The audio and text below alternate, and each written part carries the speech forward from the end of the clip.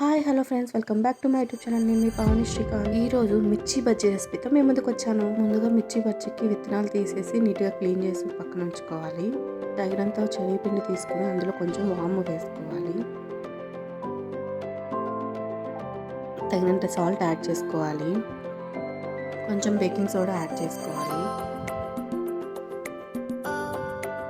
Water add చేసుకుంటూ మనకు కావాల్సిన కన్సిస్టెన్సీ బట్టి మిక్స్ చేసుకోవాలి. స్టవ్ మీద ప్యాన్ పెట్టి ఆయిల్ వేసుకోవాలి. ఒక గ్లాస్ తీసుకొని అందులో మనం ముందుగా మిక్స్ చేసి పెట్టుకున్న శనగపిండి మిక్సీ దాంట్లో వేసుకోవాలి. ఇప్పుడు మిర్చిని దాంట్లో డిప్ చేసి ఫ్రై చేసుకోవాలి.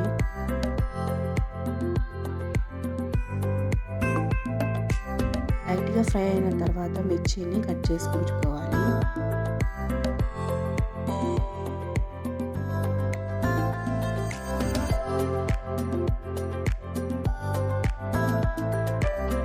కట్ చేసి ఉంచుకున్న మిర్చి బజ్జీని ఫ్రై చేసుకోవాలి.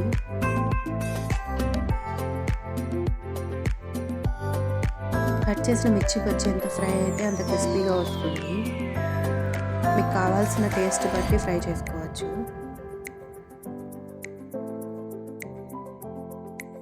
ఇప్పుడు ఒక బౌల్ తీసుకొని సాల్ట్, మిర్చి పౌడర్, చాట్ మసాలా యాడ్ చేసుకోవాలి. ఇప్పుడు ఆ పౌడర్ని మిర్చి బజ్జీలోకి బాగా మిక్స్ అయ్యేలాగా కలపాలి.